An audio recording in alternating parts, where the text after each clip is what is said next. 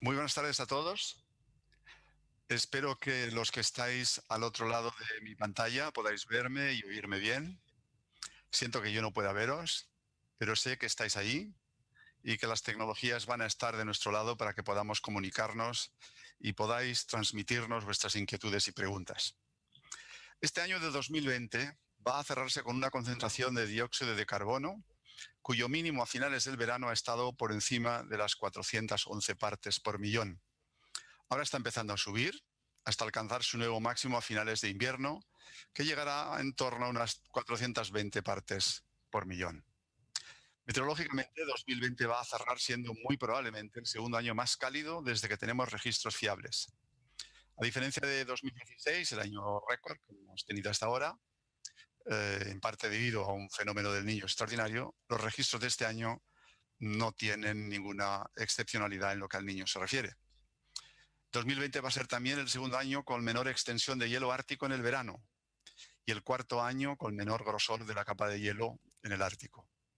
El nivel del mar sigue subiendo, cada año situándose un poco por encima del anterior, y además lo hace aceleradamente. Justo estamos ahora en torno a 4,8 milímetros por año de incremento del nivel del mar y no hay signos de que vaya a disminuir. Sirven estos datos para corroborar que el clima de la Tierra se está calentando. Los hielos se derriten, el nivel del mar aumenta. Todo ello, entre otras muchas variables, son el reflejo de la acción del hombre, que ha desencadenado un cambio climático que desde hace ya tiempo sabemos que es inequívoco. Esto es, la ciencia no tiene duda acerca de su naturaleza. Y es un cambio que provocamos nosotros al quemar los combustibles fósiles y más allá de lo que la Tierra y el océano pueden absorber, lo que hace que muchos gases de efecto invernadero se concentren en la atmósfera y así nos calentamos. El calentamiento de la Tierra lleva consigo aumentos en otros fenómenos meteorológicos, particularmente en lo que conocemos como eventos extremos. Hoy sabemos que muchos de esos eventos extremos, como las lluvias torrenciales, no hace mucho, el año pasado teníamos precisamente unas lluvias torrenciales en España muy considerables, con las consiguientes inundaciones, sequías, olas de calor, están aumentando. Otros fenómenos que también dependen mucho del clima, como son los incendios forestales, están cambiando, sobre todo en lo que se refiere a la ocurrencia de incendios de una magnitud extrema, que rompen todas las barreras de lo conocido. Eso es lo que se ha vivido en Australia, en invierno nuestro, verano suyo, y después lo que se ha vuelto a repetir en California. Los científicos nos preguntamos, ¿en qué medida estos eventos extremos tienen que ver con el cambio climático? Para contestarlo, se hacen ejercicios que se llaman de atribución, esto es, de intentar ver si el cambio climático observado es el responsable de que estos eventos estén cambiando. Pues bien, de todos los eventos extremos analizados, prácticamente en casi 2/3 de ellos se ha podido constatar que el cambio climático los ha hecho más frecuentes o severos. Por tanto, podemos decir que muy probablemente el calentamiento global ya está influyendo sobre ese clima extremo que causa los mayores impactos sobre la población o los sistemas naturales. Es más, en algunos casos, estos ejercicios de atribución nos dicen que algunos de estos eventos extremos no eran probables en el clima de toda la vida, como han sido, por ejemplo, las extremas temperaturas que hemos observado este año, se han observado este año en Siberia, o la ola de calor que hubo en Tokio en el año 2018. En otras palabras, en algunos sitios, este nuevo clima ya se ha manifestado en su peor manera, en forma de extremos desconocidos. Todo ello nos lleva a urgir a los gobiernos a que adopten medidas de mitigación del cambio climático. Saludamos que el pueblo americano haya optado por poner fin al desconcierto creado por esta administración saliente y esperamos que la nueva vuelva a sumarse al Acuerdo de París que nunca debió abandonar. Por otro lado, sabemos y vemos continuamente que el clima del pasado no va a volver. Esto quiere decir que no queda más remedio que planificar el futuro pensando en no mirando hacia atrás, hacia el clima de atrás, sino al clima que viene. Eso nos obliga a revisar nuestra planificación basándonos en el clima futuro. La adaptación, por tanto, es urgente.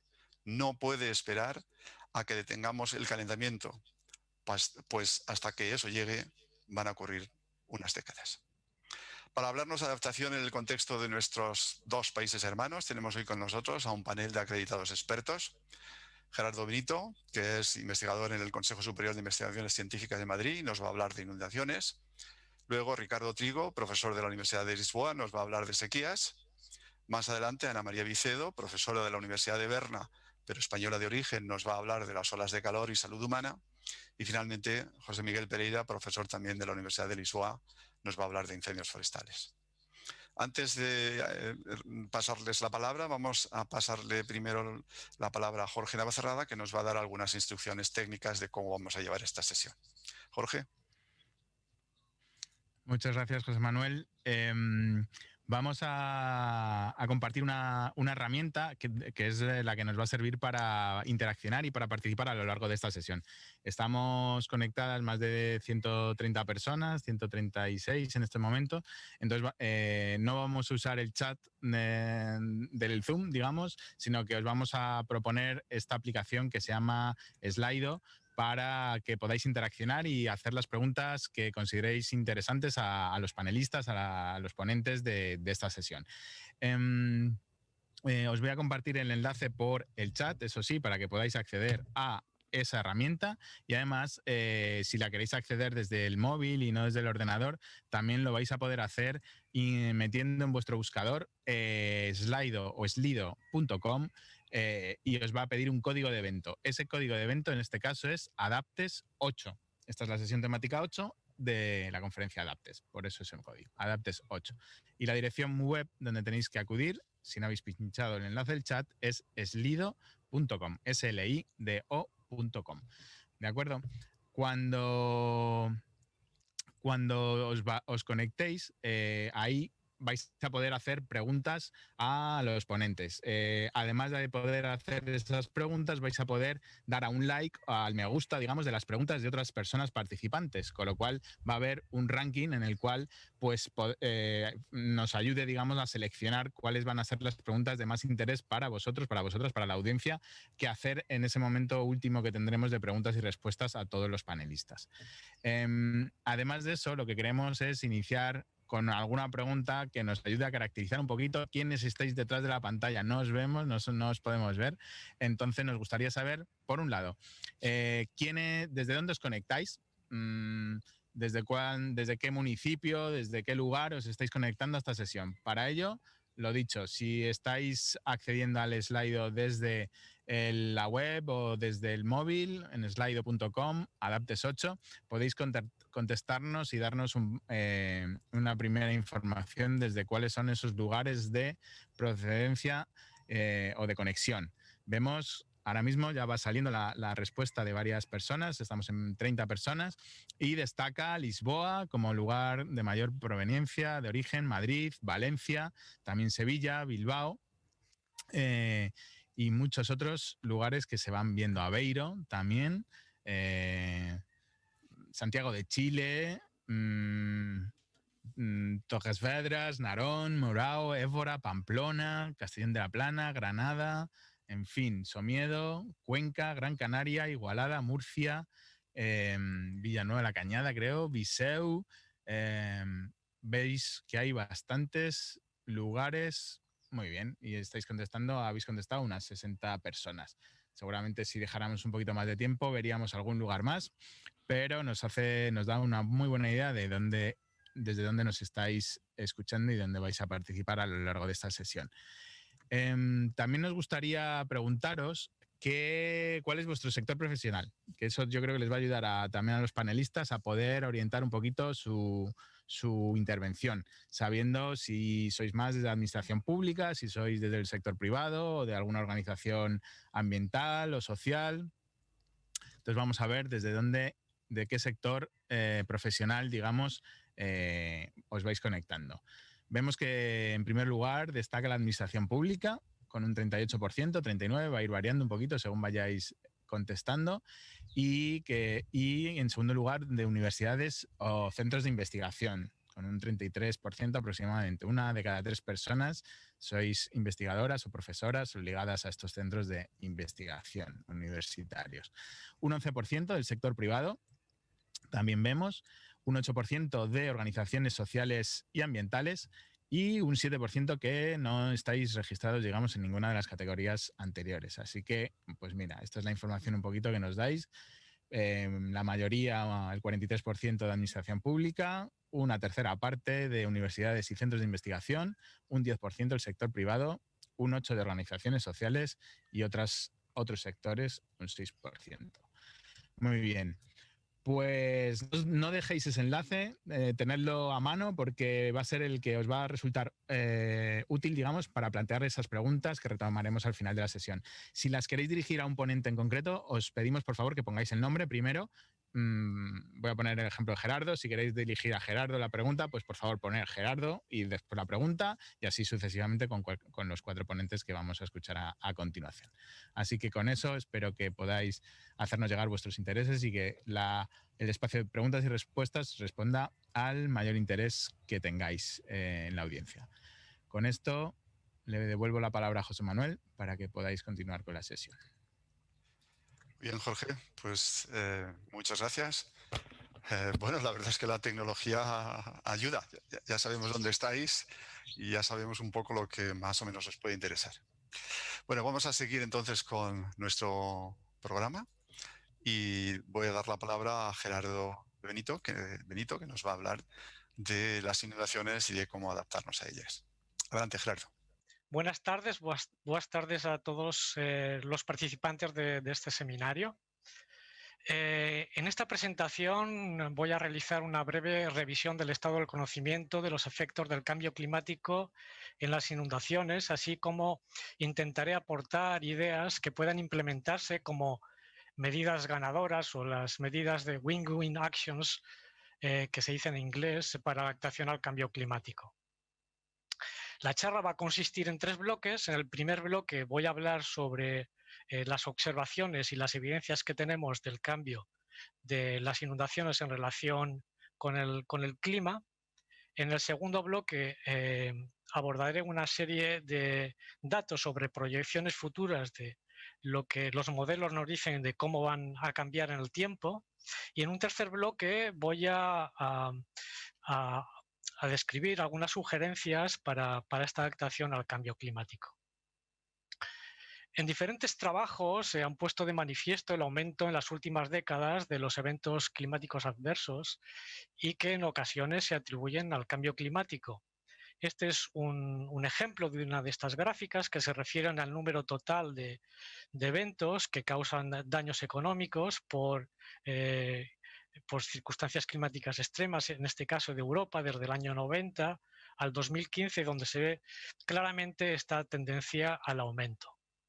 Sin embargo, este tipo de datos recogen la tendencia total de lo que es el riesgo, donde influye tanto en la peligrosidad, que sí que depende directamente del clima, a través de las precipitaciones intensas que dan lugar a los caudales que generan peligrosidad, pero también influyen otros 2 aspectos importantes como son la exposición y la vulnerabilidad, que dependen de aspectos socioeconómicos como el aumento de la demografía o también el crecimiento económico que de alguna manera permiten que determinadas zonas próximas a los ríos sean ocupadas por actividades y bienes humanos. Un ejemplo de este tipo de aumento en la exposición y la vulnerabilidad es este que aparece en pantalla y que corresponde al tramo bajo del río Antas en Almería, en la parte ya cercana a su confluencia con el Mediterráneo. Vemos en la foto de la izquierda, que corresponde al año 56, donde prácticamente la actividad humana en las llanuras de inundación era muy limitada. Sin embargo, en el año 2011, pues vemos que las circunstancias han cambiado de forma sorprendente con la construcción de urbanizaciones y de otro tipo de actividades que, digamos, ocupan la llanura de inundación. Desde los años 80 se han venido sucediendo una serie de eventos que en el pasado apenas producían daños y que por estas circunstancias de ocupación han causado daños y por tanto han sido registradas en todo este tipo de estadísticas. Yendo ya a aspectos que tienen que ver puramente con el clima, y en el capítulo de observaciones, aquí en esta diapositiva pues se muestran los cambios observados en precipitaciones máximas diarias con periodos de retorno de 20 años en un trabajo publicado por Acero y colaboradores, donde se muestra la tendencia desde los años 50. Vemos como en los meses de invierno existe un aumento de este tipo de lluvias en la zona mediterránea, un descenso en la parte sur, prácticamente no hay cambio en el sector central de la península ibérica y solo un ligero aumento en la zona de tras los montes. En la parte de abajo vemos en otoño, es otra estación típica de inundaciones, vemos que igualmente han aumentado las lluvias de este periodo de retorno en la zona de Levante y de Murcia, que también se trasladan algo a la zona del Alentejo. La zona central se mantienen iguales y disminuyen en la parte norte. Siguiendo con las observaciones, cuando analizamos los caudales máximos en régimen natural, no hay muchas estaciones porque casi todos los ríos están alterados, pero las que existen muestran, de hecho, que hay un mayor número de estaciones de aforo que tienen una tendencia a disminuir los caudales máximos de aquellos donde se observa una tendencia a aumentar. Otra cosa interesante en este trabajo de López de la Cruz es que hay determinadas décadas de ruptura de la tendencia de estos caudales máximos en régimen natural, entre las que destaca la década de los años 70. En el capítulo de proyecciones comenzaré con este trabajo de Garijo y Mediero, donde analizan los cambios de la precipitación máxima diaria con proyecciones de downscaling dinámico de la base de datos Eurocordes, de los 14 modelos que componen Eurocordes, que en este caso se refiere al periodo de torno de 100 años, en el periodo temporal 41-70, y aquí en estos dos mapas se muestran los cambios en la mediana. A la izquierda tenemos los cambios para la RCP 4.5, que supondría más o menos un aumento medio de temperatura de 2 grados, y a la derecha el 8.5, que reflejaría un aumento de aproximadamente 4 grados. Vemos que las zonas más afectadas con aumentos de estas lluvias extremas o máximas diarias sería la cuenca del Duero, el norte de la península y también las zonas de catalanas y del oeste de la cuenca del Ebro. Por su parte, en la zona sur, en la zona del Guadalquivir y cuencas del sur, los datos no son tan concluyentes y la mayor parte de los casos reflejan una disminución de estas lluvias máximas. Esto trasladado a caudal es algo más complejo. Se han hecho algunos trabajos como este que muestro aquí, también utilizando la base de datos de los modelos de Eurocordex, en un trabajo realizado por Alfieri a nivel europeo, del cual he extraído la zona correspondiente a la península ibérica y en el cual se utilizó el modelo hidrológico LISFLAT.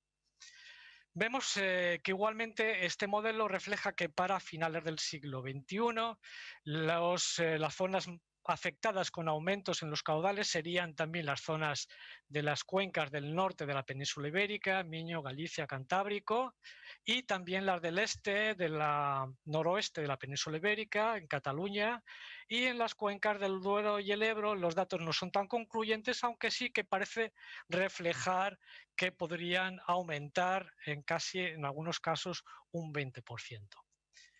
El caso es que trasladar esta información de carácter más o menos regional a puntos concretos presenta cierta complejidad, al menos con las metodologías disponibles hasta el momento.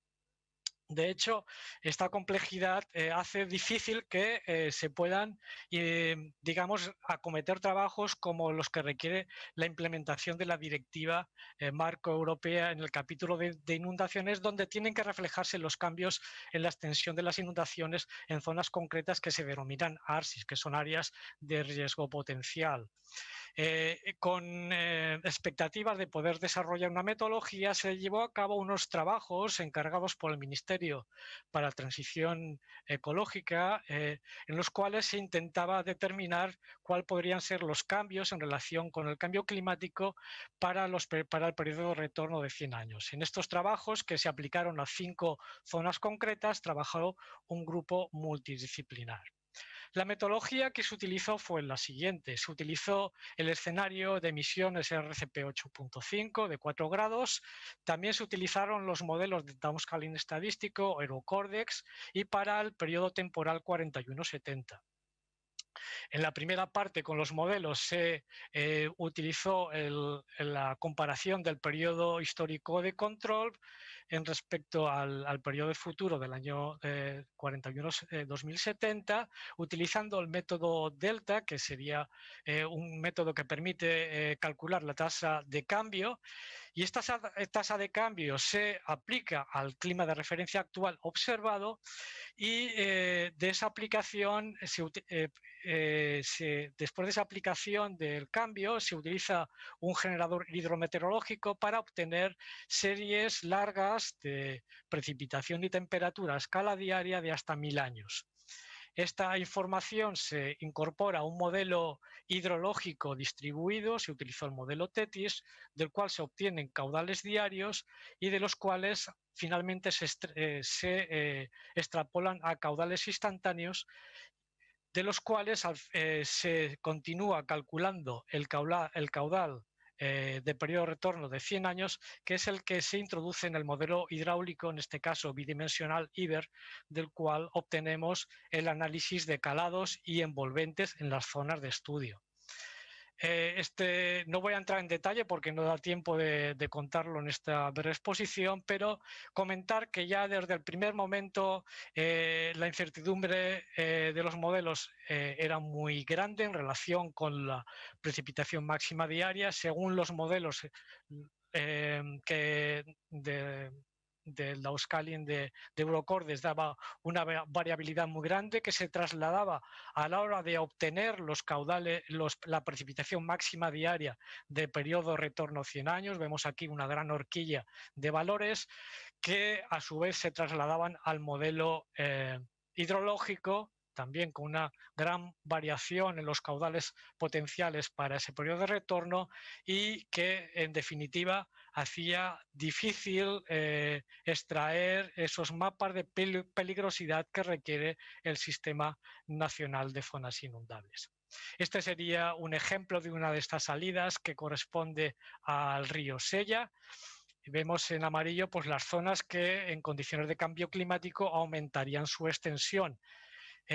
También comentar que de los 5 casos de estudio, en 2 de ellos, independientemente del modelo que se utilizó, se observó un aumento de las zonas de la extensión de las zonas de inundación, mientras que en otros 3, en función del modelo que se aplicaba, se obtenía o bien un aumento o una disminución de la extensión de las zonas de inundación. Bueno, Gerardo, te queda un minuto, por favor. Vale. Llegados a este punto del bloque de adaptación, la pregunta sería ¿a qué magnitud de inundación tenemos que adaptarnos? Y en este sentido me gustaría, aportar ideas en cuanto a, mientras no tengamos una mayor certidumbre del modelo de los caudales que debemos de adaptarnos, utilizar una serie de estudios detallados de modelos de análogos del pasado en situaciones de calentamiento como estos que vemos aquí. Vemos los ríos atmosféricos que en muchas ocasiones causan inundaciones en el oeste de la península ibérica, en este caso del año 36, con similitudes a situaciones actuales como esta del 2018 y que generaron grandes inundaciones en el Duero, en el Tajo y en el Guadiana. Estas de aquí, de que muestro que son del río Duero, podemos reconstruirlas a partir de marcas de inundación del pasado, en este caso correspondientes a Zamora en el año 1886, que permiten calcular los caudales máximos que se alcanzaron y podemos ver, transponerlos mediante modelos hidráulicos a las zonas que se inundarían en la actualidad. Igualmente podemos utilizar niveles que se obtienen de los sedimentos, en este caso en los arribes, con con calados o profundidades de agua de hasta 30 metros en el pasado y obtener detalles como este que vemos aquí, que podemos ver qué zonas quedarían afectados bajo este tipo de circunstancias. Enumerar simplemente, ya para concluir, las principales medidas de adaptación. Primero, generar conocimiento de esas inundaciones máximas mediante análogos del pasado para determinar aspectos que tienen que ver con la magnitud. A partir de ahí podemos laminar estas grandes inundaciones utilizando las llanuras de inundación como zonas de almacenamiento, también incrementar los niveles de protección mediante medidas estructurales u otras medidas que puedan ser aconsejables, también reducir la vulnerabilidad mediante nuevas normas de construcción y en el caso de que haga falta acometer la relocalización de actividades humanas. Y con esto, muchas gracias por vuestra atención. Muy bien, muchas gracias, Gerardo. Bueno, nos dejas ahí una diapositiva verdaderamente motivadora. Muy bien, vamos a pasar al siguiente panelista. Ricardo Trigo es profesor en la Universidad de Lisboa y nos va a hablar de sequías. Ricardo. Obrigado. Muito obrigado. Muchas gracias por la invitación. Muchas gracias pues por la invitación para participar en este evento y les voy a hablar de algunas sequías que han sido importantes en las últimas décadas y que producen ya el estar cada vez más bajo la influencia del cambio climático. Y empezaré por hablar por la primera de las sequías, la madre de las sequías del último siglo, que es la de 2004-2005, que afectó durante todo el año hidrológico y, como pueden ver aquí, llegó a valores de menos del 40% de lo que se podía esperar en gran parte del sur de la península ibérica, tanto en Portugal como en España. Esta sequía, en verdad, corresponde a la sequía más intensa de los últimos 150 años, con datos registrados en estaciones meteorológicas, como es el caso de Lisboa o Madrid. Y como es natural, pues esto tuvo grandes impactos tanto a nivel de la producción agrícola como en la producción de energía hidráulica. Y luego, en 2011-2012, se volvió a dar una situación de sequía en toda la península ibérica. Y entonces, en este año, en colaboración con varios colegas de España y también del Reino Unido, pues acabamos por poner en perspectiva todos los datos que tenemos del último siglo de la península ibérica para tener una secuencia cronológica de la evolución de todos los datos hidráulicos. Tenemos aquí una muestra en septiembre y julio y luego por colores podemos ver cuáles han sido los 3 años más secos que corresponden a 2004 y 2005, el que he hablado anteriormente, 2011-2012, la segunda gran sequía, y el año 98 y 99. Este estudio se publicó en 2013, pero sí pudiéramos añadir los datos más recientes, pues muy posiblemente durante los últimos años y en particular en 2017 estaríamos también en este clúster, en este grupo de años de mayor sequía. Esto además es típico de una situación en que el cambio climático empieza ya a contribuir para tener una mayor frecuencia de fenómenos extremos y en este caso de sequías. Yo no voy a hablar de todos los impactos, tan solo dar algún caso que otro. En este gráfico que pueden ver aquí tenemos la situación en Portugal y en España, tanto en el cultivo de trigo y de cebada. Vemos cómo tenemos, bueno, teniendo en cuenta las diferentes superficies ocupadas, pero vemos cómo tenemos una bajada sustancial de cosecha tanto en 2005 como en 2012. Y también les hemos hecho el siguiente análisis en cuanto a producción de energía hidráulica en Portugal y en España, que es una energía muy importante para minimizar las emisiones de carbono procedentes de las centrales de carbón de fuelo de gas. Pues vemos como la producción de energía hidráulica también tuvo reducciones muy acentuadas en estos 2 años. Aquí tenemos los varios índices que tenemos para poder ir calculando las sequías. Pero hay dos índices muy utilizados, sobre todo en las últimas 2 décadas. El SPI, y el equivalente SPEI, que también tiene en cuenta el efecto de transpiración. Y este estudio, realizado por Vicente Serrano de Zaragoza, vemos como hay una disminución en toda la península ibérica desde los años 60 y la tendencia a sequía es más perceptible cuando se utiliza el índice SPEI, que tiene en cuenta la evapotranspiración, mucho más de cuando se utiliza únicamente el primer índice SPI. La evapotranspiración, que depende del aumento de temperatura, ha ido aumentando de tal forma que las sequías se han convertido en cada vez más frecuentes durante las últimas décadas.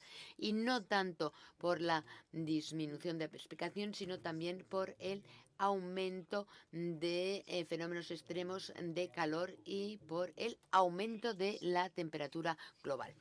Es interesante que veamos que como existe una relación muy fuerte entre la aridez y la incidencia de sequías y las olas de calor. Si vemos aquí este gráfico, vemos como a la izquierda tenemos el número de días muy calientes y a la derecha el número de noches muy calientes. Si utilizamos el índice SPEI, que tiene en cuenta la evaporación y la precipitación, pues nos damos cuenta que cuando entramos en verano existe una fuerte articulación de este índice en el mes de julio, que tiene en cuenta gran parte del invierno hasta el final del verano, con la incidencia de olas de calor, por lo menos en toda esta parte sur del Mediterráneo.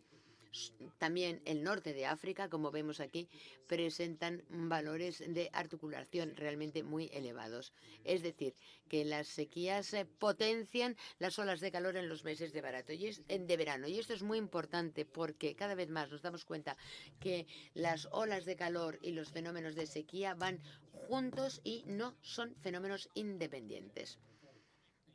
Pero veamos a escala mediterránea cómo ha sido la variación desde el inicio del siglo XX. Tenemos aquí este rectángulo que incorpora todo el rectángulo y vemos cómo hay una clara reducción de la precipitación en todas estas décadas, y los modelos de los que ha hablado Gerardo durante la ponencia anterior, pues estos modelos son incapaces de reproducir este descenso de la precipitación si se utilizaran los gases de efecto invernadero de la revolución industrial. Tan solo cuando utilizamos el nivel de gases lanzados a la atmósfera de los últimos 150 años, podemos en ese momento reducir este gráfico. Y podemos ver cómo la evolución de la precipitación, esta es la precipitación en todo el Mediterráneo, teniendo en cuenta los gases de efecto invernadero que efectivamente han lanzado los humanos a la atmósfera. Si no incluimos estos gases de efecto invernadero, no vamos a conseguir conseguir esta reducción. Bueno, veamos ahora lo que nos dicen los datos sobre el futuro. Bueno, pues a 2 años hubo una publicación en la Nature Climate Change que muestran que durante las últimas décadas el aumento de temperatura en la zona del Mediterráneo es ya del cerca del 25% superior al aumento a escala global de la temperatura. Y esta tendencia quiere decir que el Mediterráneo es un punto caliente, un hotspot para el cambio climático. Y además esto tiene tendencia a exagerarse en el futuro. Además, observamos que para grado centígrado de aumento de temperatura hay una tendencia de disminución de cerca del 4% de la precipitación. Y aquí podemos ver en este gráfico de abajo que cada grado que subimos en la escala vertical existe una disminución del porcentaje de precipitación.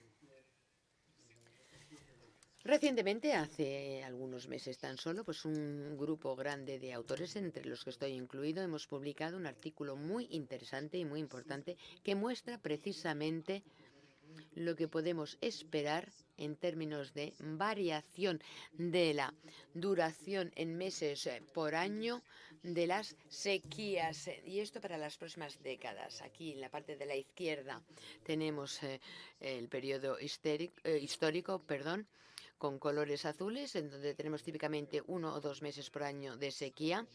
Y luego tenemos una versión más soft, más blanda, y otra versión si tuviéramos mejores emisiones de gases de efecto invernadero, pero vemos siempre un aumento significativo, en particular en la península ibérica, del número de meses en los que podemos esperar estar en sequía.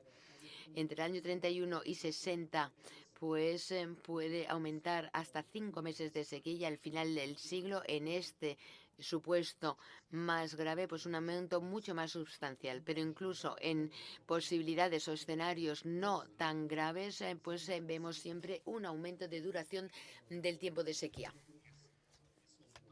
Este resultado se puede además observar también en este otro gráfico que muestra a la izquierda el índice de precipitación de 16 meses, es decir, se tienen en cuenta tan solo los últimos 6 meses, y este otro, mucho más prolongado, tiene en cuenta los últimos 4 años. Y lo que podemos observar es que hay un acuerdo entre todos los modelos utilizados para obtener y realizar estudios, pero en un futuro que esté limitado en 1,5 grados centígrados, en un futuro con un calentamiento de 2 grados, y en el panel inferior tenemos el cambio con un aumento de 4 grados centígrados de la temperatura. Y vemos que existe una tendencia generalizada para tener sequías más extremas cuando el índice SPI está por debajo de 1,5, y este aumento con colores naranjas y rojizos es mayor con aumentos mayores de temperatura. Y también vamos a tener sequías, por lo tanto, más prolongadas. Entonces, si no reducimos las cantidades de emisiones de gas de efecto invernadero a la atmósfera, pues sin duda vamos hacia una situación cada vez más grave. Y esta es mi última diapositiva y muestra algunas de las medidas adaptativas que deberíamos tomar en cuenta.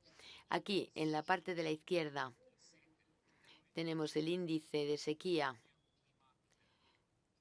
teniendo en cuenta la componente climática del balance precipitación y evapotranspiración, y abajo teniendo en cuenta también el tipo de suelo de subsuelo.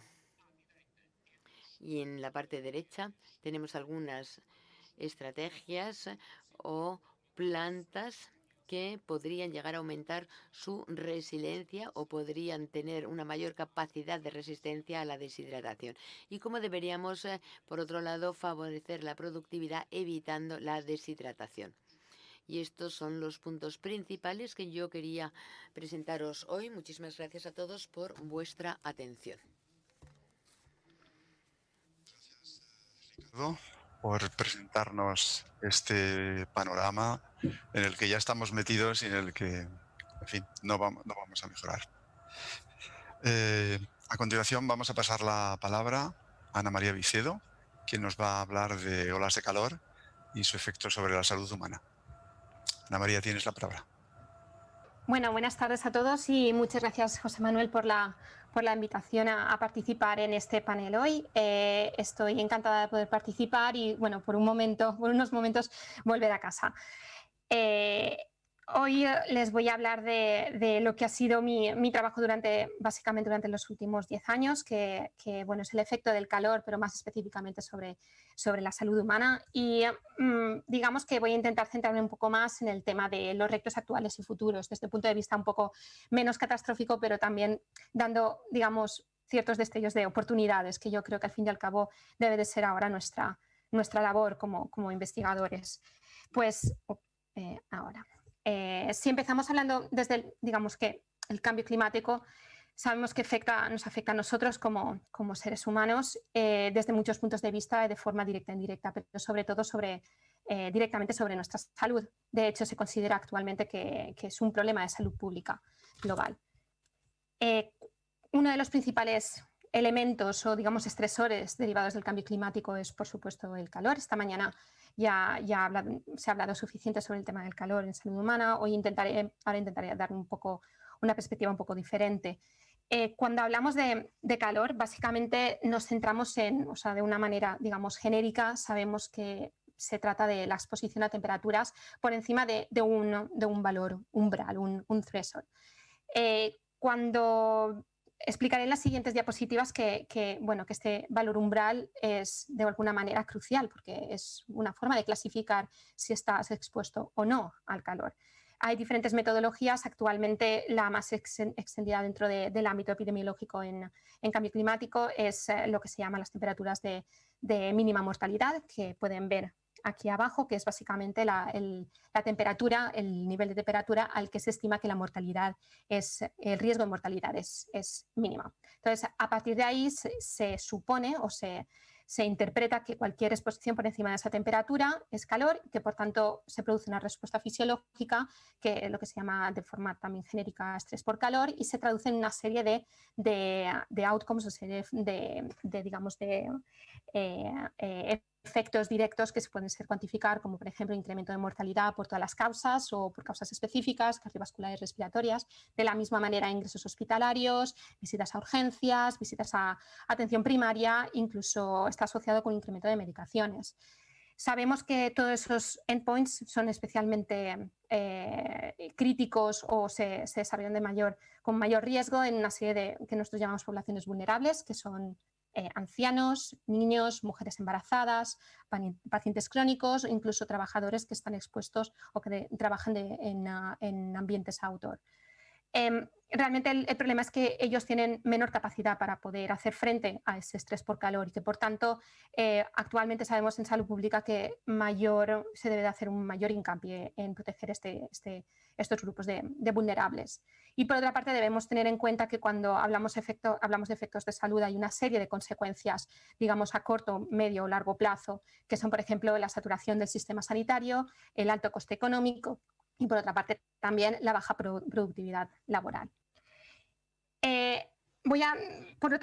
Decía que de alguna manera tenemos que dar una imagen de optimismo, pero por desgracia sabemos que el cambio climático es un efecto, sabemos que está teniendo efectos actualmente sobre la salud y de hecho en este estudio que esperamos publicarlo pronto, es un análisis de atribución en el que estimamos que básicamente el 50% de la mortalidad asociada al calor durante los últimos años se puede relacionar, se puede atribuir directamente al cambio climático. Este es un estudio en el que hemos incluido hasta 700 ciudades en todo el mundo y, por ejemplo, tienen aquí los resultados para España y para Portugal, que está incluso alcanzando el 60%. Luego, hablando un poco de malas noticias también, sabemos que por desgracia los impactos que vemos actualmente en el futuro van a ser mucho mayores. Incluso hay regiones en las que los impactos pueden multiplicarse incluso por 10. En el caso de España y Portugal, incluidos en este gráfico dentro del sur de Europa, vemos que de hecho en escenarios de emisiones más fuertes, el incremento, digamos, de mortalidad atribuido al calor aumentaría de forma exponencial. Y por otra parte, se sabe que se ha intentado un poco entender qué podemos hacer al respecto y, por supuesto, es el tema de la adaptación. En este estudio publicado por unos compañeros de Suecia, ellos estimaron que deberíamos reducir nuestra vulnerabilidad en el futuro hasta un 50% si queremos de alguna manera reducir o mantener los impactos actuales bajo condiciones climáticas del futuro que son mucho más peores. Básicamente lo que nos están diciendo es que tenemos que intentar adaptarnos o reducir nuestros riesgos hasta el 50%, que eso sinceramente es muy difícil, pero que de alguna manera nos da una idea que tenemos que trabajar en esa dirección. Entonces, hablando de adaptación, ¿cómo podemos de alguna manera, por supuesto, definirlo? Sabemos que la adaptación es un proceso de ajuste al presente o esperado clima y sus efectos. En sistemas humanos, la adaptación busca atenuar o evitar daños. Cuando hablamos de adaptación podemos, digamos, distinguir entre dos bloques. Por una parte es lo que se llama adaptación autónoma o la aclimatación o digamos que está relacionado con comportamientos individuales, que está asociado, digamos, es la propia adaptación fisiológica de las personas.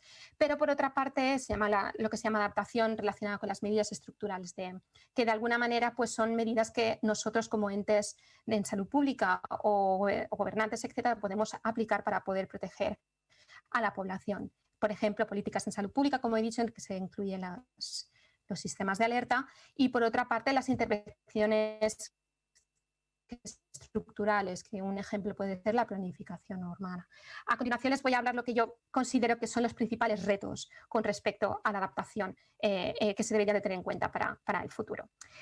A la pregunta y voy a decir buenas noticias, como decía, que si nos hemos adaptado al calor, como esta mañana ha comentado Julio Díaz, es verdad, es posible que nos hayamos adaptado parcialmente al calor, porque todavía el calor hoy en día supone una importante carga de enfermedades, pero de alguna manera nos da un poco de esperanzas que en el futuro realmente podemos alcanzar esa reducción de riesgos.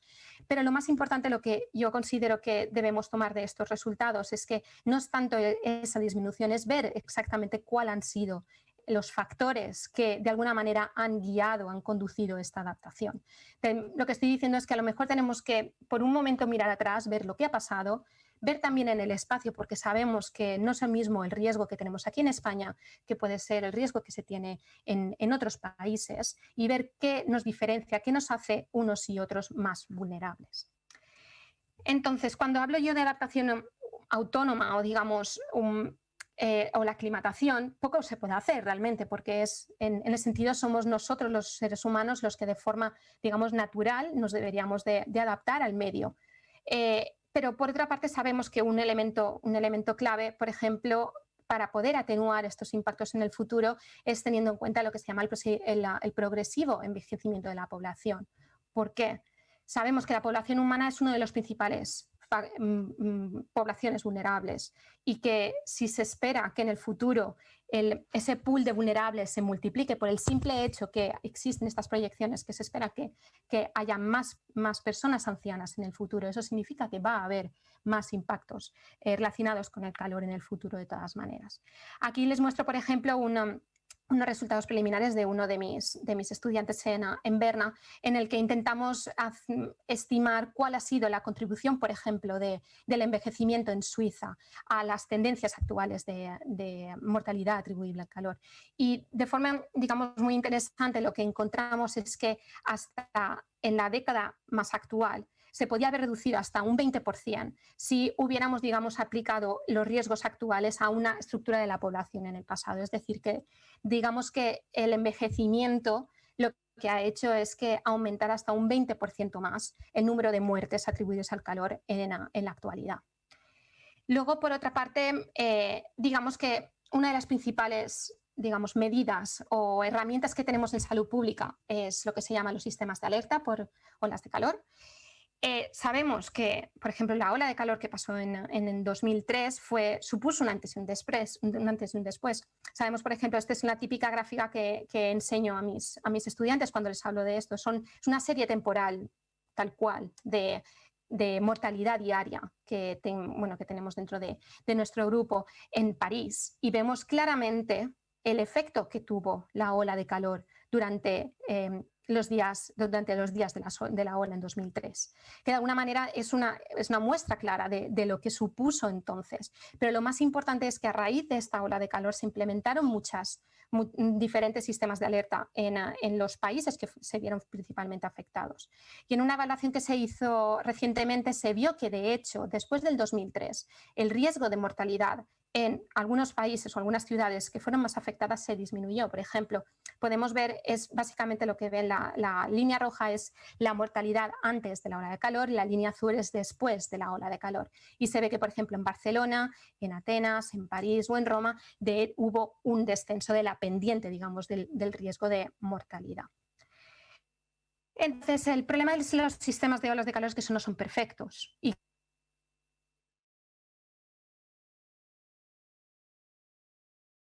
te hemos perdido, Ana. sí. ¿Hola? Adelante. Vale. Básicamente lo que decía, que estos sistemas de alerta se tienen que revisar continuamente y, por ejemplo, lo que estamos viendo que un elemento clave es seleccionar qué indicador de temperatura necesitamos.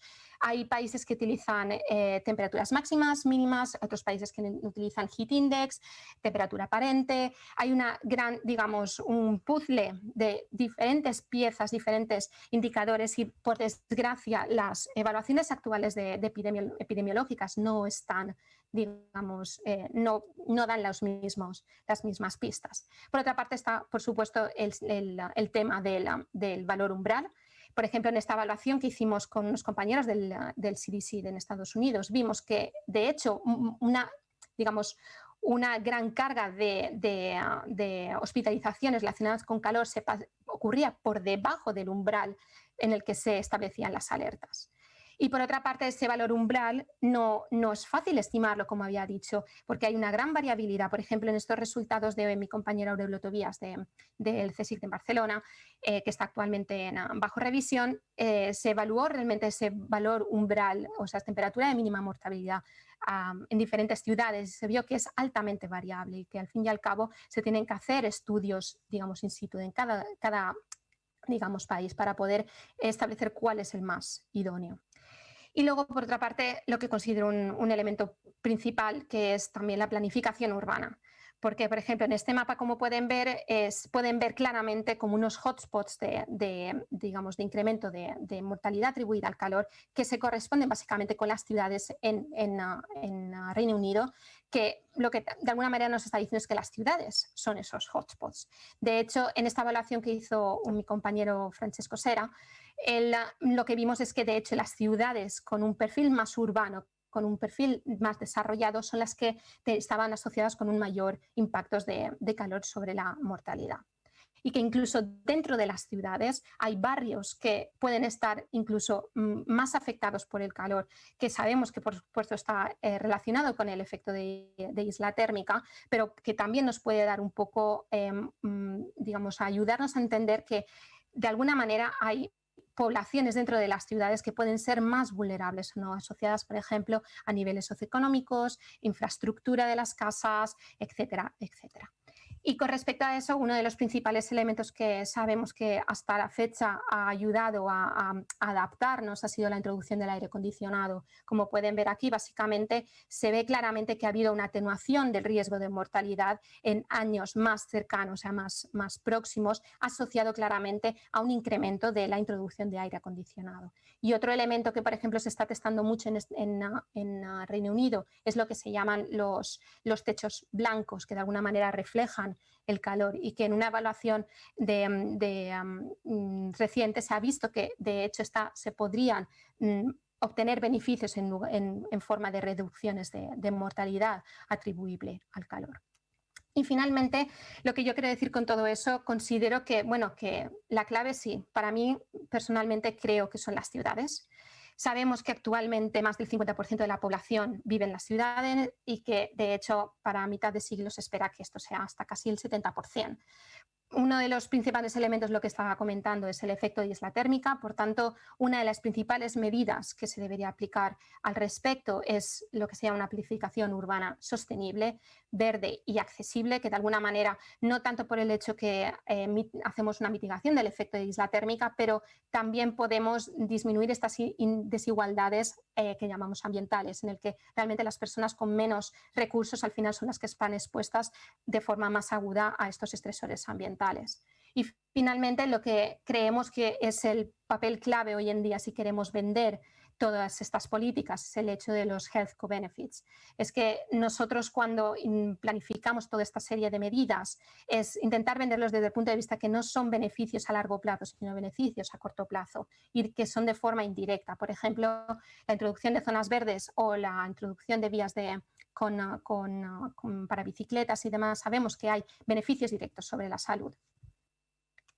Y nada, ya está. Muchas gracias.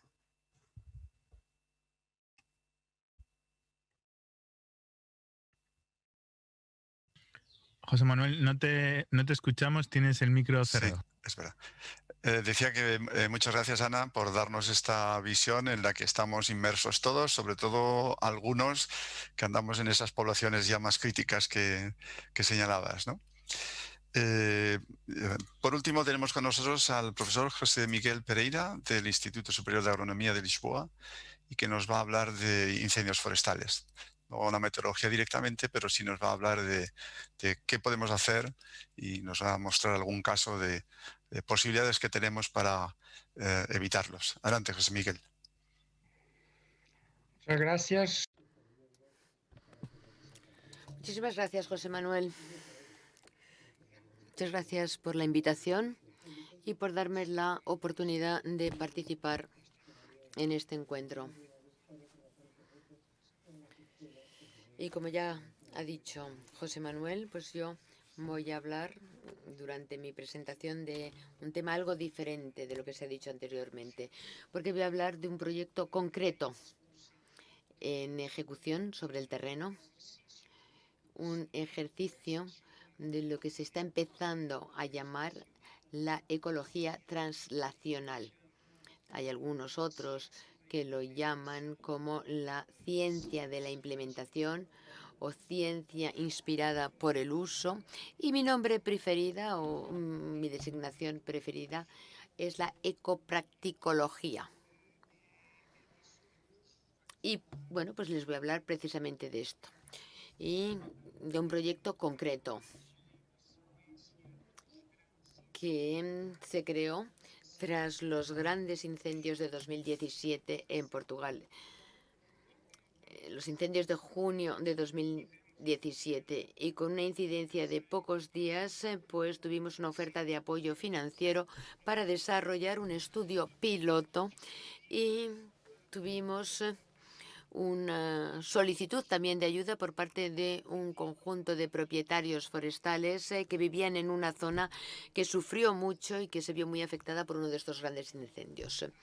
Estamos hablando de una unidad administrativa menor que el municipio, que es la Freguesía en Portugal.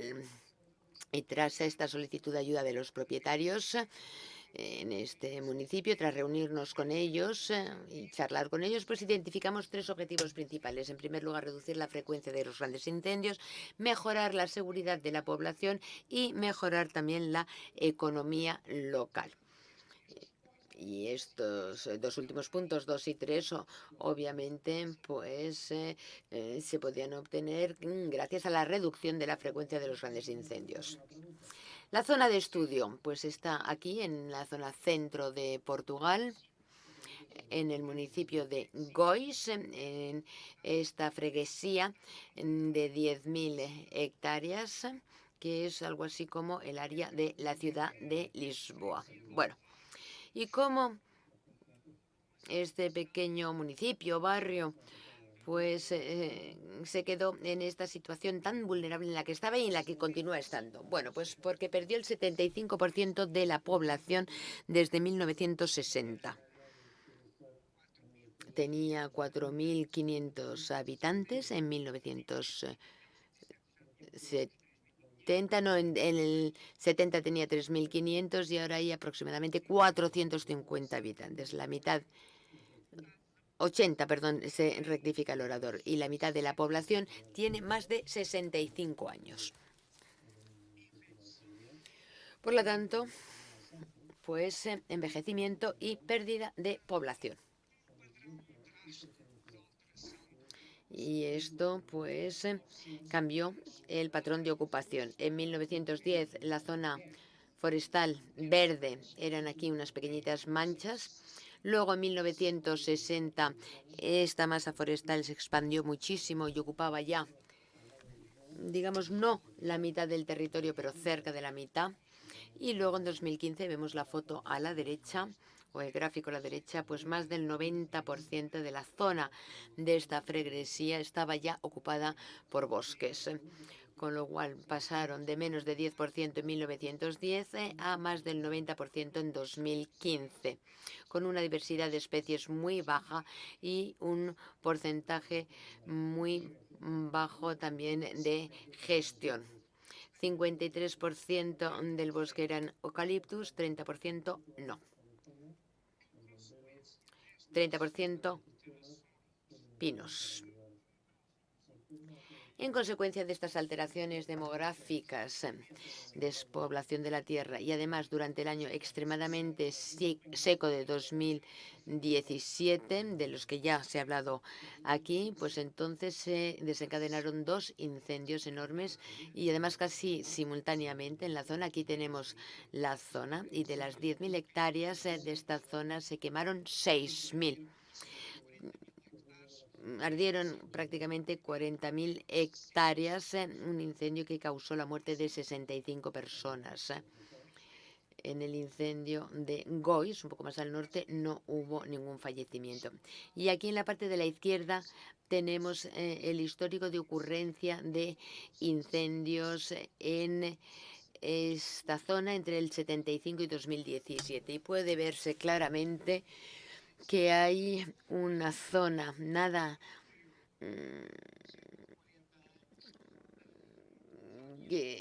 aquí toda esta zona que han sufrido varios incendios. En los últimos 40 años hasta 6 incendios. Y puedo deciros que en los últimos 40 años, la zona de 10.000 hectáreas en los últimos 40 años han perdido 20.000 hectáreas. Es decir, el doble de la zona.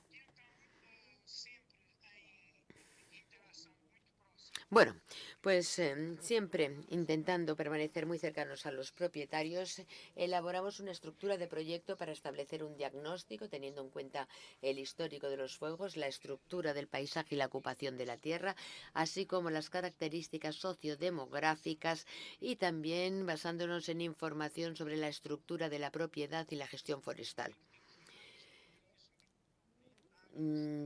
Teníamos que lidiar con más de 3.000 propietarios y la superficie media de cada propiedad era de menos de media hectárea.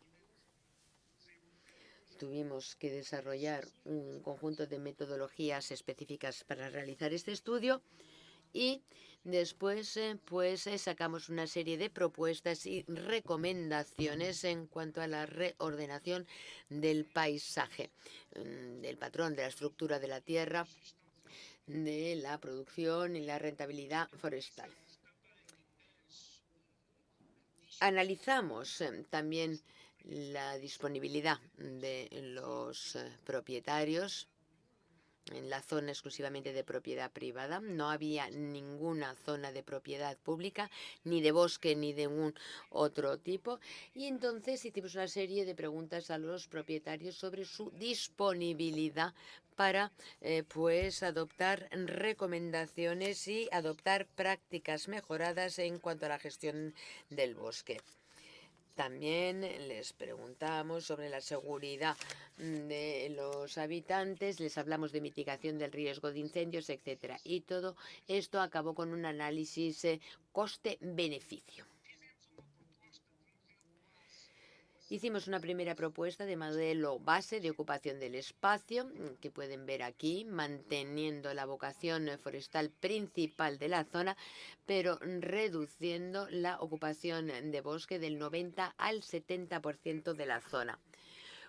Propusimos la construcción de una serie de franjas de gestión de combustible, lo que se llaman los fuel breaks, con 125 metros de anchura y en los límites de las cuencas hidrográficas para contener la propagación de los grandes incendios. También propusimos un sistema de gestión de combustible en torno a las poblaciones. Propusimos también la creación de zonas de pasto y la diversificación del bosque. Aquí estamos analizando el impacto que tuvo la construcción de estos fuel breaks. Estas franjas de gestión del combustible y la identificación de una nueva gestión forestal con nuevas medidas de limpieza de combustible, limpieza del subbosque, etcétera, y de aclarar el bosque, etcétera. Y luego, pues, intentamos crear una red para la gestión del combustible más extenso y estudiar el grado de riesgo de las zonas desde cero hasta media o elevada para ir viendo un poco cómo podíamos prevenir mejor los incendios. Y nos dimos cuenta que si poníamos en práctica medidas siguiendo estos dos ejes, pues podemos conseguir una reducción sustancial de la incidencia de incendios grandes o de gran dimensión en estos dos colores aquí. Y luego, en este mismo análisis, algo más simplificado, pues pudimos observar la distribución geográfica del peligro de incendios, pasando de la situación actual a una situación con una mayor red de franjas de defensa del bosque y con una mayor intensificación de la gestión forestal. Aquí tenemos alguna información detallada sobre el nivel de riesgo de las poblaciones. Siempre las mismas medidas, unas redes de franjas de protección, una gestión forestal más intensa y vemos cómo pasamos de una situación en la que el 50% de las poblaciones o de las aldeas tenían un riesgo alto o muy alto de incendio y pasamos a reducirlo de un tercio. Hicimos una serie de cuestionarios. Fue un trabajo, es verdad que difícil, aunque muy interesante, sobre la disponibilidad de los propietarios para comprometerse con estas reglas de gestión. Establecimos un contrato programa especificando los niveles de pago y cuánto recibiría los propietarios por comprometer el 30%, por ejemplo, de la aprobación, para que se retirase de la producción forestal y se quedara en franja de protección, o por asumir un compromiso de limpieza del matorral, de la vegetación del bosque cada 5 años. Y como pueden ver, según el nivel de pagos, aquí tenemos las cantidades propuestas por hectárea y a más pago, más aumenta la capacidad de adhesión de los propietarios a estas medidas. Podemos concluir también que la mayor parte de los propietarios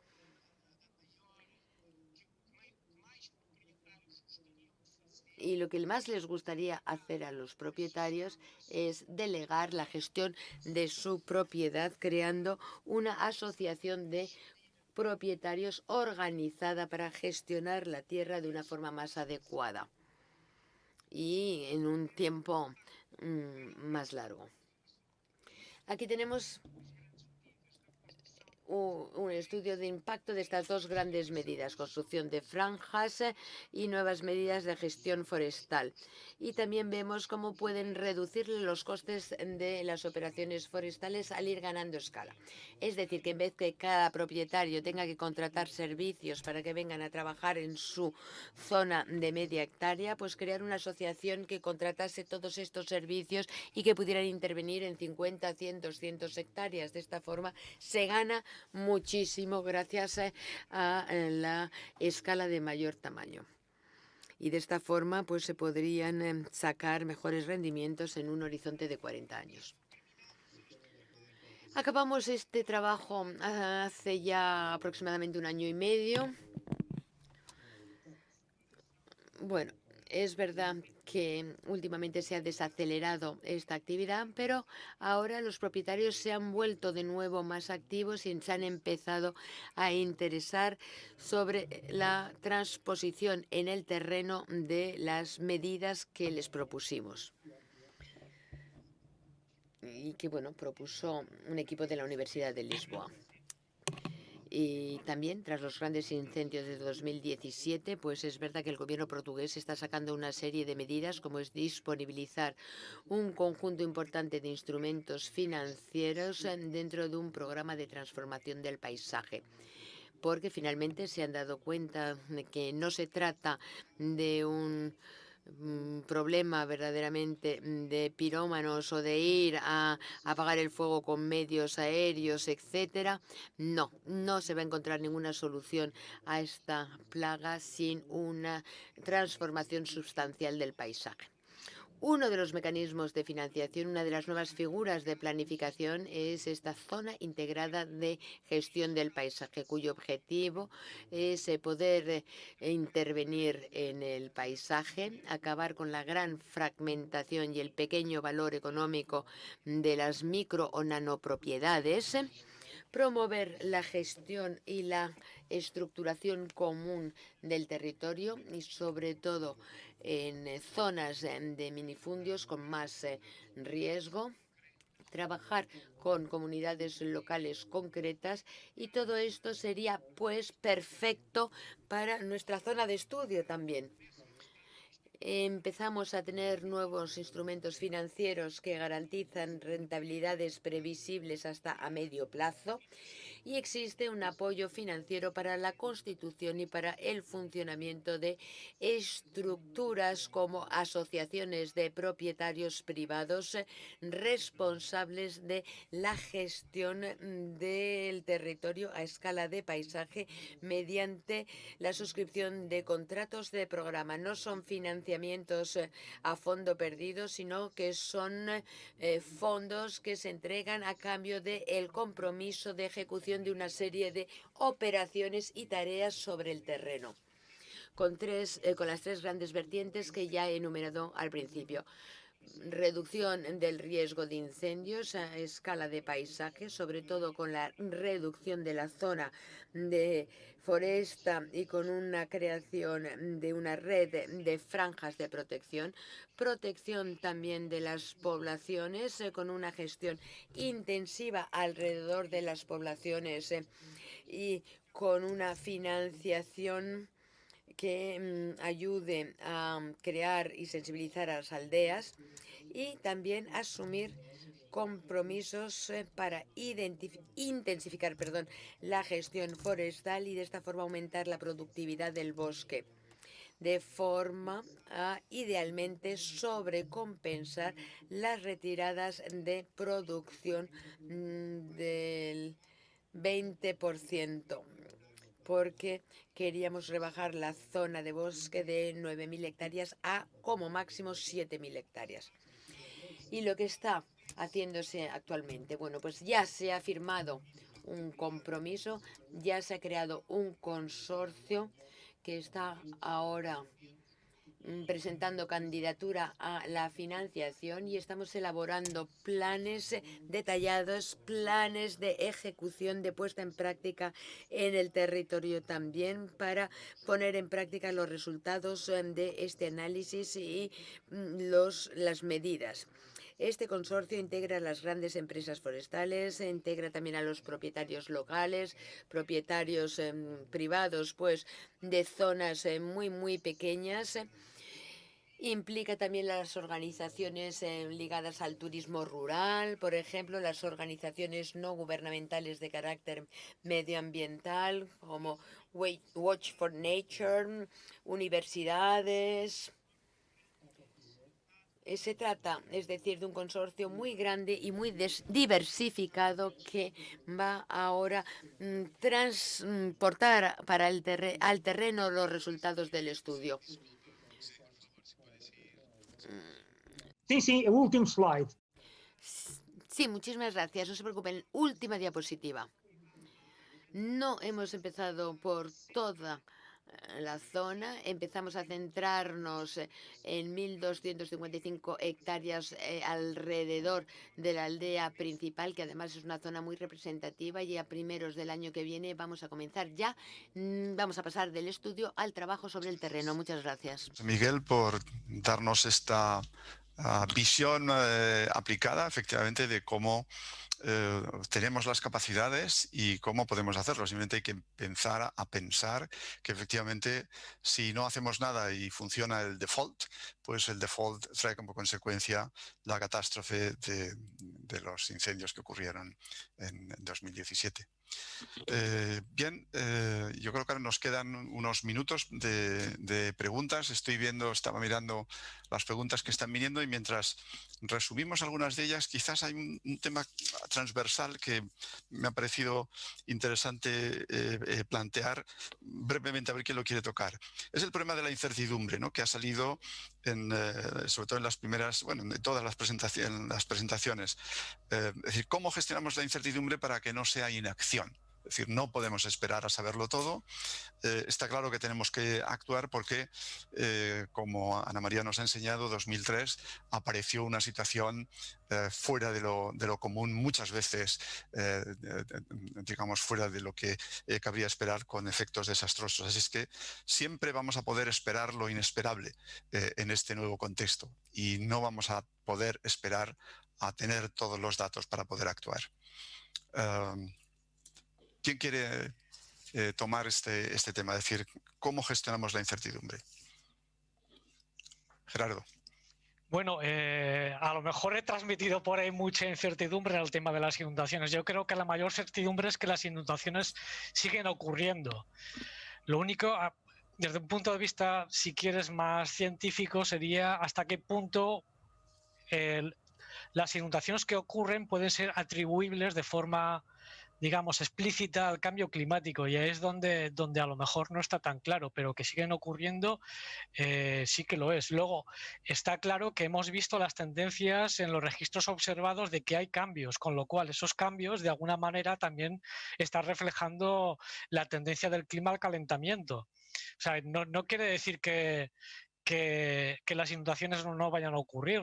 El problema es determinar desde un punto de vista, digamos, de gestión de inundaciones, un punto de vista práctico. Muchas veces lo que se requiere es decir qué caudales máximos se van a dar con periodo de retorno de 100 años o 500 años en el futuro. Y eso es lo que todavía a lo mejor no estamos preparados para contestar. Y es allí donde a lo mejor necesitamos otras ideas, otro tipo de lo que se llaman medidas ganadoras, a partir de lo que ya conocemos, de intentar aplicarlo en la planificación del territorio.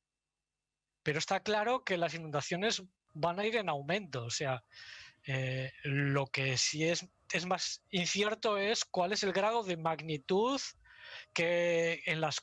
con el cual van a aumentar los caudales en el futuro. Ese es un poco el problema. Y mientras esperamos a que los modelos y a que, digamos, el detalle de estos modelos vaya ganando, digamos, exactitud, necesitamos herramientas. Lo que llamamos las medidas ganadoras, pues vamos a hacer cosas que sepamos que nos van a ayudar a mejorar lo que tenemos ahora en espera de lo que vaya a venir en el futuro. Y es un poco, era mi planteamiento.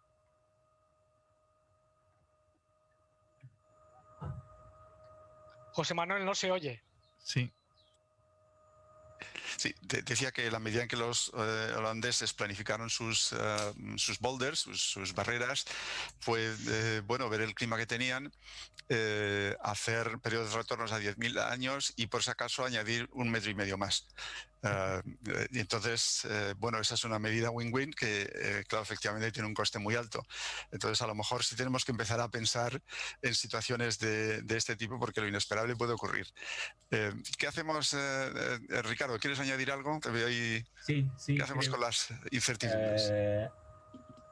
Creio que há uma grande diferença entre... Creo que hay una gran diferencia entre las olas de calor y una atribución directa al cambio climático. Porque en las olas de calor, el 60% de las olas de calor, tal y como ha dicho Ana María, pues una gran parte de la mortalidad se debe a los efectos directos del cambio climático reciente. En las proyecciones de futuro tenemos muchas incertidumbres y muy diferentes en naturaleza. Por un lado, tenemos los varios escenarios posibles y de los cuales además no sabemos nada. Si la humanidad va por un CP5 o 6 u 8, no está claro cómo esto va a evolucionar, pero por otro lado, si nos centramos en un escenario medio, 4.5 o 6, y utilizamos 20 modelos, podemos obtener una gran variabilidad entre modelos. Y más grave todavía, para nuestras latitudes, si escogemos un único modelo con un escenario y lo corremos 50 veces, obtenemos cosas muy diferentes para latitudes medias como Europa Occidental o América del Norte. En cuanto a la precipitación, que es el factor limitante para las sequías y las olas de calor en la península ibérica y en el Mediterráneo, pues es muy diferente. Escenarios más secos y más húmedos dentro de un mismo modelo. Y desde este punto de vista, yo creo que al contrario que las olas de calor y la mortalidad excesiva, lo cual es relativamente fácil, en sequía es muy difícil saber cómo vamos a ir evolucionando en las próximas décadas. El tema que tú planteabas de esta distinta sensibilidad, ¿no? Cuando hicimos el informe de adaptación en España, lo presentamos en 2005, mencionabas antes a Julio Díez, y él nos mostraba entonces los primeros estudios que empezaban a emerger, ¿no? Como, por ejemplo, la sensibilidad de Lisboa, de la población de Lisboa, era muy diferente de la de Madrid. Es decir, parece ser que dependiendo del clima en el que vives, pues que tiene una distinta sensibilidad, ¿no? ¿Es eso lo que está cambiando porque está también cambiando el clima? ¿Nuestra sensibilidad está cambiando? ¿O cómo de estables estamos ahí? Es algo que recuerdo que lo discutíamos en aquel entonces y creo que la pregunta sigue siendo válida todavía ahora, ¿no? Sí, y realmente debo decir que no hay una respuesta clara al respecto, porque como he mostrado en mi presentación, cuando hablamos de adaptación, sabemos que hay muchos factores que juegan y que dependiendo de la localización o ciudad, país, lo que sea, vemos que realmente cada factor juega de una manera diferente. En el tema de la aclimatación o digamos la adaptación fisiológica es mucho más complejo porque ahí medir ese tipo de atenuación del riesgo con estudios que se hacen epidemiológicos a nivel poblacional, es muy difícil llegar a extraer, cuál es la contribución, de esa aclimatación. Sí que hay formas en las que, por ejemplo, de alguna manera intentamos comparar pues, esa temperatura de mínima mortalidad, que nosotros pues, la utilizamos como un referente para medir la vulnerabilidad y vemos que incluso dentro de un país es muy diferente, pero de nuevo es muy difícil saber si esa variabilidad en esa temperatura mínima es realmente debida a esa diferente aclimatización de la población, la diferente sensibilidad, que puede ser debido a otra serie de factores. Y al fin y al cabo eso va a seguir ahí y desde mi punto de vista ya no es tanto el hecho de centrarnos en lo que es la aclimatación, o sea, la adaptación fisiológica, si realmente, porque poca cosa se puede hacer, donde se puede hacer es en todo el resto de medidas que de alguna manera tanto los gobiernos como los diferentes entes de salud pública pueden llevar a cabo, que es, por ejemplo, la implementación de diferentes sistemas de alerta, medidas a nivel urbano, como he explicado anteriormente, que ahí realmente tenemos un papel y que de alguna manera se puede también medir con modelos experimentales y demás. Bien.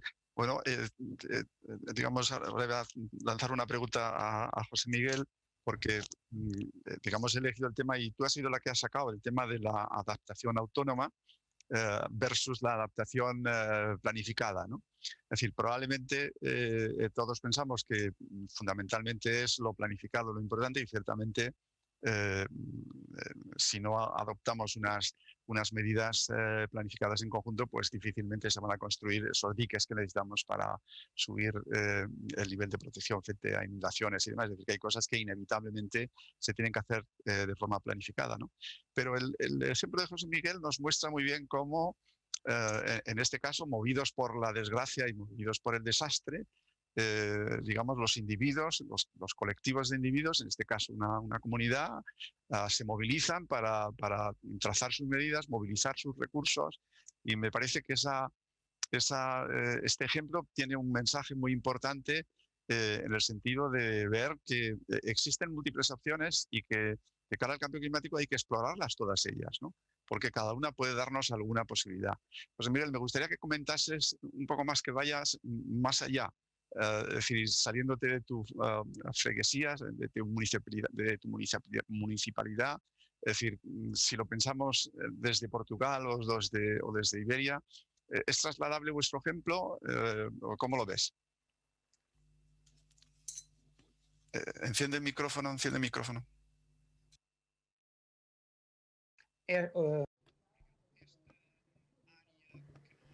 Muchas gracias. En esta zona en la que estamos trabajando nosotros, pues es muy similar a otras zonas también muy extensas del centro de Portugal, y no solo del centro de Portugal, sino también otras partes de España, como por ejemplo Galicia. Aunque es verdad que Galicia tiene condiciones climatológicas, digamos que menos peligrosas para desencadenar incendios. Pero a mí me parece que esta experiencia podría extrapolarse a una escala mayor.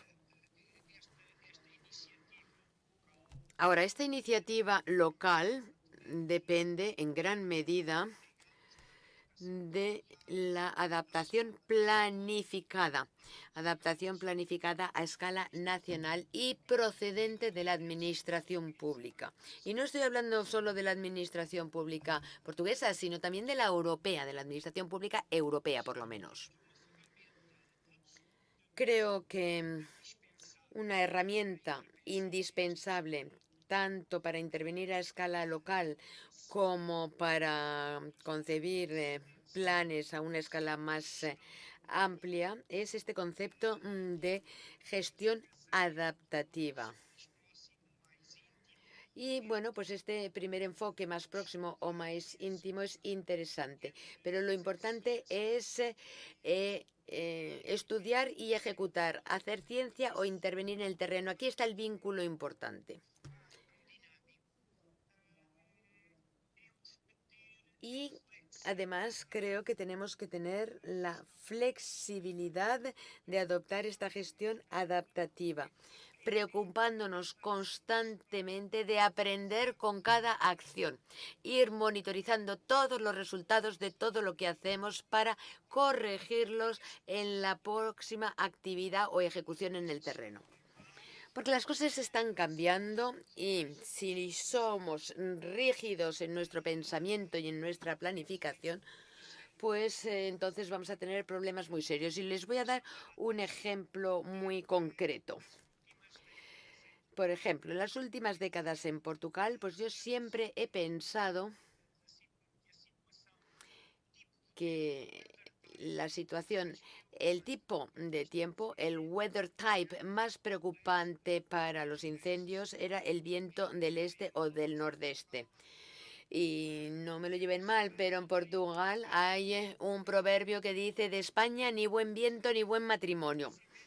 Así, aquí lo dejo. No sé nada de matrimonios, pero desde luego los vientos en verano son, de hecho, muy peligrosos. Recientemente, la mayor zona quemada fue en 2017 y después de eso hemos tenido hasta 1 o 2 otros episodios. Y esto lo hemos tenido con un régimen de vientos completamente diferente. Vientos del sur desencadenados por tempestades tropicales, depresiones tropicales que se desplazan a lo largo de nuestra costa.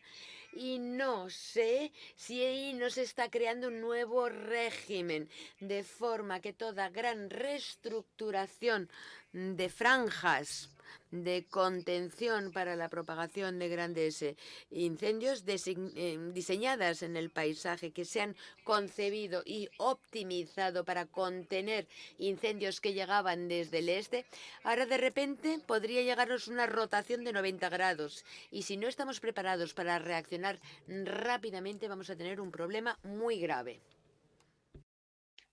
Tu micrófono, José Manuel. Que esto que dices viene a propósito de lo que decía de que tenemos que esperar lo inesperable y a lo mejor efectivamente están apareciendo cosas inesperables, ¿no? Vamos a darle la palabra a nuestros participantes a través de Slido. Jorge me dice que hay alguna serie de preguntas que han llamado la atención y de nuestros participantes. Vamos allá con ellas. Por favor, responded lo más corto posible para que podamos atender varias.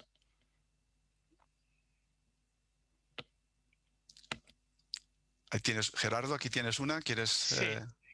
A esta pregunta, ¿cree que las medidas naturales de retención y filtración del suelo son efectivas? Sí. La respuesta es sí.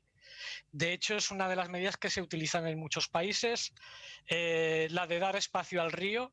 Al dar espacio al río, las inundaciones inundan la llanura de inundación y, por tanto, almacenan agua e infiltran, con lo cual reducen y laminan la avenida. El problema de nuestro país es que durante muchos años han construido diques y es algo que yo sé que el Ministerio está trabajando en realmente ver cuáles de estos diques son necesarios y, en el caso que no lo sean, los están eliminando para precisamente obtener este tipo de resultados. Muy bien. Ricardo, ¿quieres hacerte eco de la pregunta que va para ti?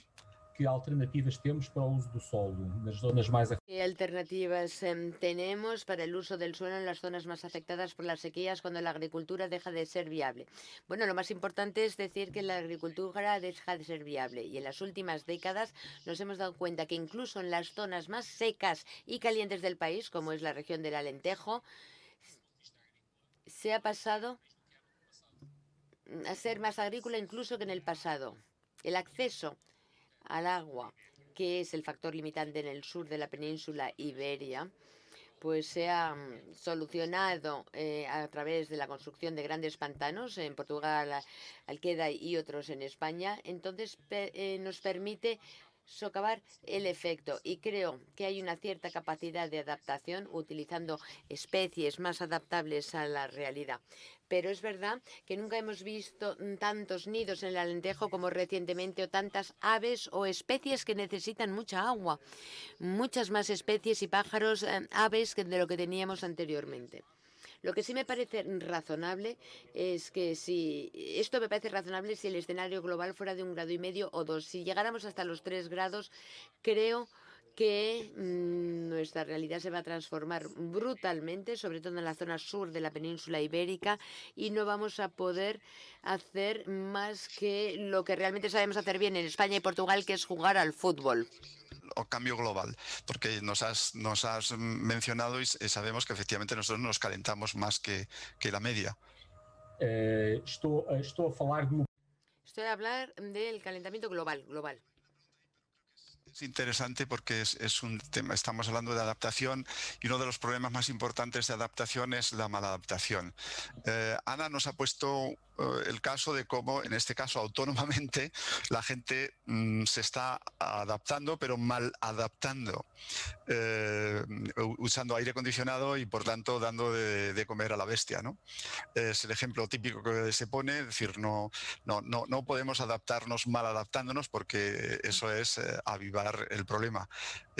¿Cómo nos adaptamos al calor entonces si no es usando aire acondicionado? Has dado algunos ejemplos de la ciudad que son interesantes y que desde luego yo desde aquí, antes de que me contestes, no es la primera vez que lo digo en público.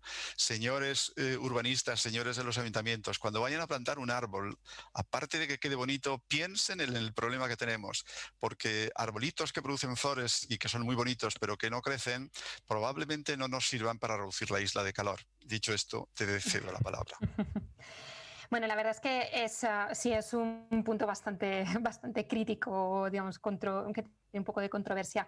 Es verdad, en este estudio en el que nosotros estamos analizando datos históricos, que, digamos, comparando al principio por ejemplo, los datos creo que son de Estados Unidos o de Japón, es de los años 70. Entonces, desde entonces, digamos que ha aumentado muchísimo la prevalencia, digamos, de uso de aire acondicionado, que lógicamente en aquella época, durante este periodo, no existían otra serie de medidas, porque primero el calor no se suponía un factor de riesgo, digamos, y que lógicamente también depende de la zona en la que te encuentres, porque no es lo mismo vivir en España sin aire acondicionado que vivir en otros países en el que el calor no es tan importante.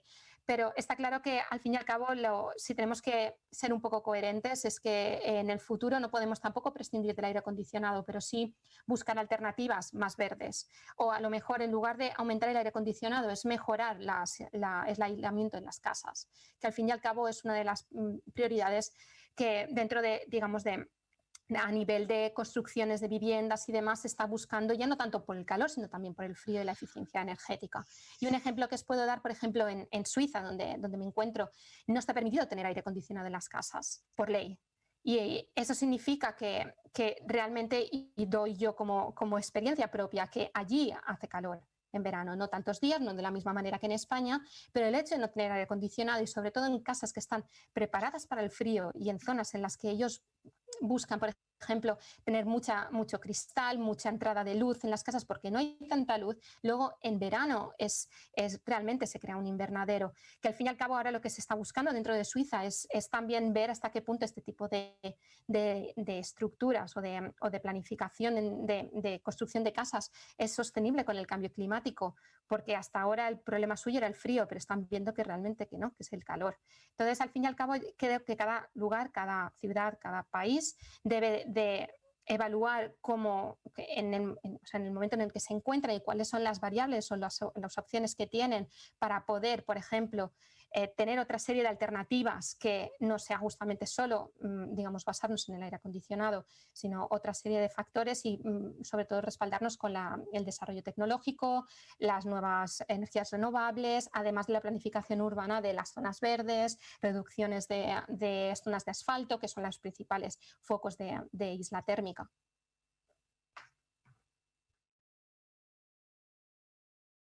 José Manuel, el micro. Sí, no te oímos. Decía que la tecnología aquí puede que venga en nuestra ayuda y se están mostrando cómo efectivamente el revestimiento con determinado tipo de materiales puede incluso disminuir la temperatura e incluso en momentos de calor. Y en fin, esperemos que esos nuevos productos o materiales no tengan una tasa de consumo de carbono muy alta para que efectivamente sea rentable tenerlas, ¿no? El problema de tomar medidas es siempre el dinero. El dinero lo mueve todo. Y me preguntaban, hay una pregunta para José Miguel sobre el financiamiento. Cuéntanos un poco, lo has hablado, pero ¿habéis tenido el dinero para el financiamiento? ¿Va a haber dinero para la puesta en marcha del proyecto, de la realización de este proyecto? ¿Cómo obtener? No se puede hacer nada. Si no hay dinero, no hay música, dicen los vieneses.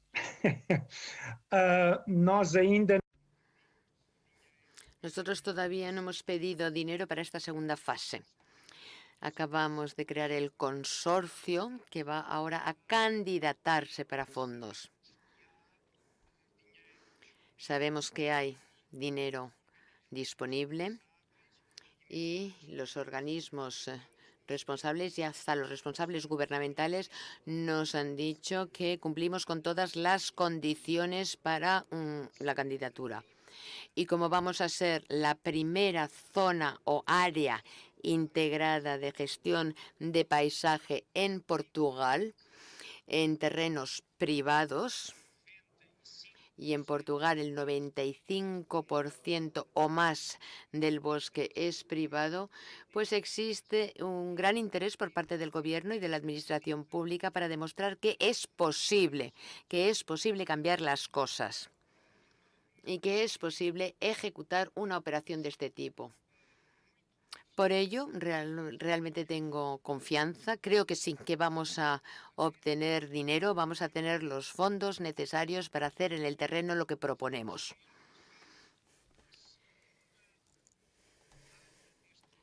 Porque vamos a ser la segunda área de este tipo a realizar este esfuerzo, la primera en terrenos privados. Si luego habrá fondos para la 20ª o la 30ª actuación, eso ya no lo sé. En fin, que todo es dar el primer paso. Así es que vamos a dar el primer paso. No está mal. Jorge, ¿cómo andamos de tiempo? Ya nos hemos pasado un poquito sobre el límite. A ver, te dejo la palabra si quieres decir tú algo. Bueno, pues comentaros que para acabar también de recoger vuestras ideas y vuestras aportaciones en la sesión, si seguís conectadas al Slido, ahí vais a poder ver unas preguntas que os queremos hacer antes o para acabar la sesión. A modo de conclusiones, ¿cuáles os podéis llevar? ¿Qué ideas fuerza? ¿Qué mensajes clave sacáis de esta sesión y que queráis y podáis compartir con nosotros a través del Slido? Estaremos encantados de recibir esas aportaciones, así como pues vuestra valoración de la sesión, que siempre nos interesa saber qué qué os ha parecido. Entonces os podemos dejar unos segundos para que podáis ir aportando esas ideas, y yo mientras puedo compartir la pantalla para que vayamos viendo también vuestras respuestas. Ujú.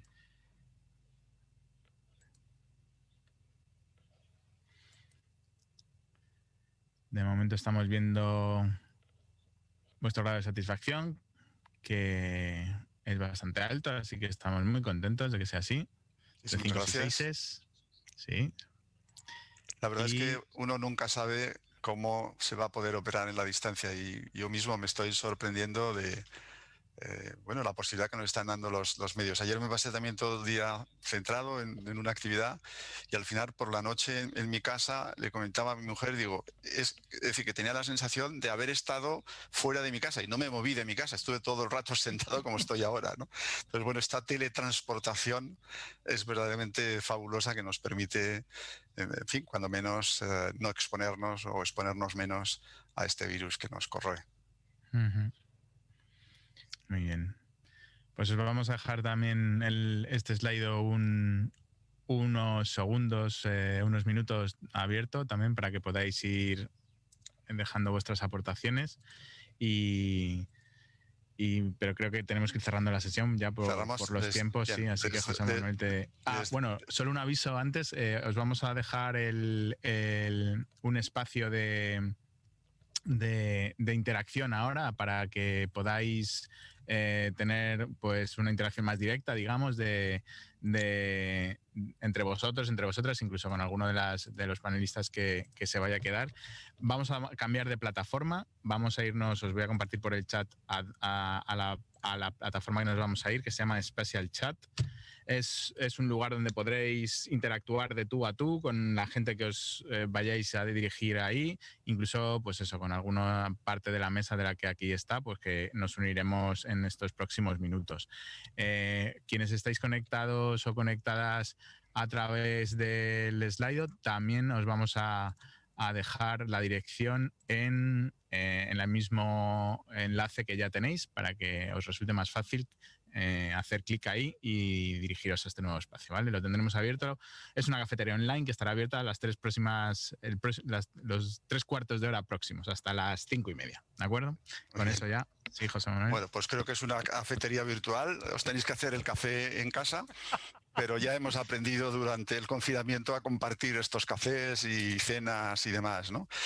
Quizás un poco para concluir, yo creo que esta sesión pone muy bien de manifiesto, bueno, primero una cosa, y es que en muy pocos años hemos avanzado enormemente en el conocimiento.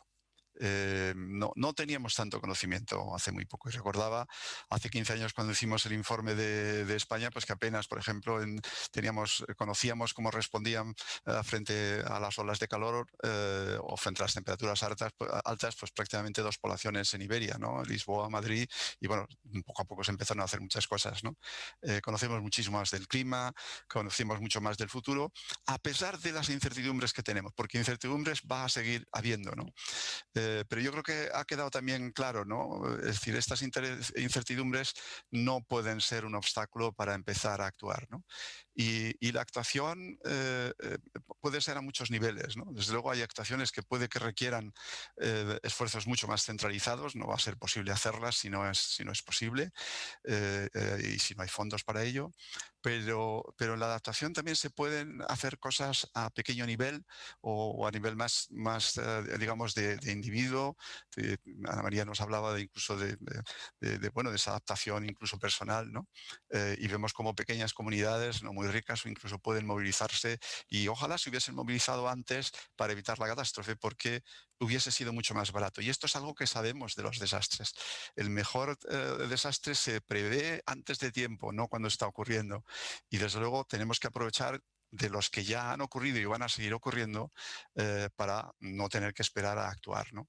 Así es que el take home message, el mensaje de llevarse a casa es, señores, hay que actuar. O sea, el clima del pasado no está aquí, no va a volver. No sabemos exactamente cómo va a ser.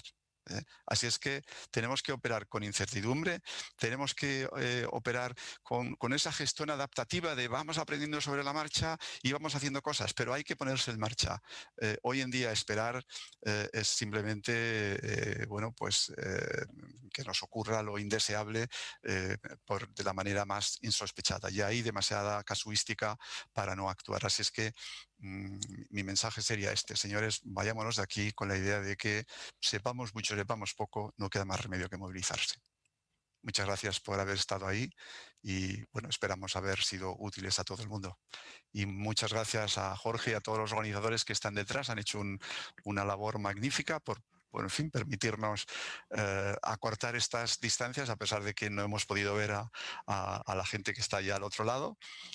Y gracias también a los que estáis al otro lado, pues haber estado aquí con nosotros. Y como no, gracias ponentes, muchísimas gracias compañeros por haber transmitido lo que sabéis a esta audiencia tan importante de nuestros dos amados países. Muchas gracias. Muchas gracias. Gracias a Obrigado. José Manuel y gracias a la Gracias. Fundación.